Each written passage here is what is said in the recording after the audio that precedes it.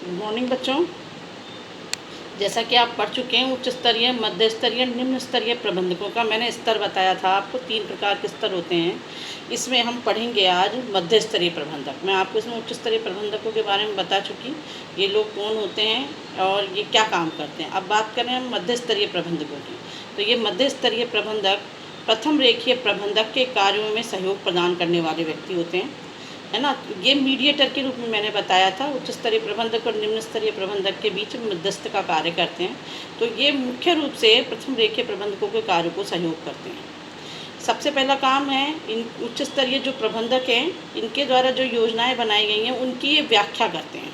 योजना बनाने का काम उच्च स्तरीय प्रबंधकों का होता है, निर्णय लेने का काम भी उन्हीं का ही होता है, लेकिन उनकी व्याख्या करने का कार्य है मध्य स्तरीय प्रबंधकों का होता है। दूसरा काम है, अपने विभाग के लिए पर्याप्त संख्या में ये कर्मचारी भी सुनिश्चित करते हैं। मतलब एक विभाग में, जिस विभाग का ये प्रबंधक होता है, उस विभाग में जितने संख्या में इनको कर्मचारी चाहिए उनको नियुक्त करना, उनको निर्धारित करने का काम होता है। नियुक्त करने का काम दूसरा होता है, लेकिन ये निश्चित करता है कि इतने लोगों की आवश्यकता है। तीसरी बात है, जो इच्छित उद्देश्य हैं उनकी प्राप्ति के लिए ये विभाग को सहयोग प्रदान करते हैं। कौन से विभाग को? निम्न स्तरीय को, क्योंकि ये स्वयं काम नहीं करते हैं, निम्न स्तरीय प्रबंधकों तक ये पहुंचाते हैं, उनके द्वारा फिर वो कार्य आगे कराया जाता है। तो ये उनको सहयोग प्रदान करने का कार्य करते हैं। नेक्स्ट है, प्रथम पंक्ति के जो प्रबंधक हैं, प्रथम पंक्ति के प्रबंधक कौन है?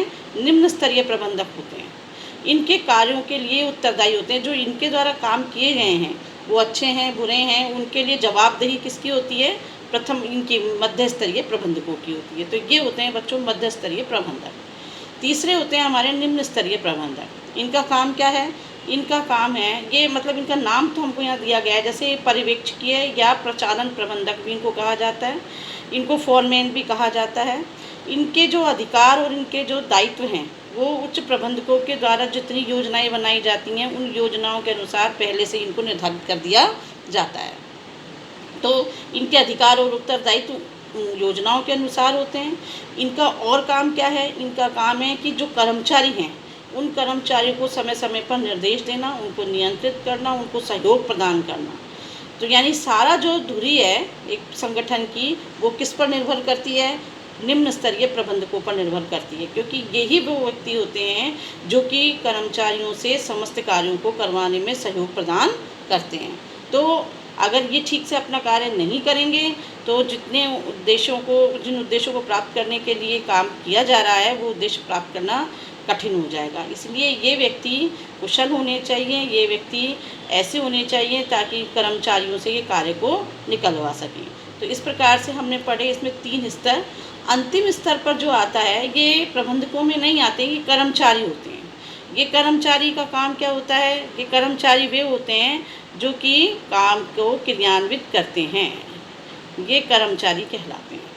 ये इनके द्वारा, निम्न स्तरीय प्रबंधकों के द्वारा जो भी कार्य सौंपे जाते हैं उनको क्रियान्वित करते हैं, यानी कि उनको एक साकार रूप प्रदान करने का काम करते हैं।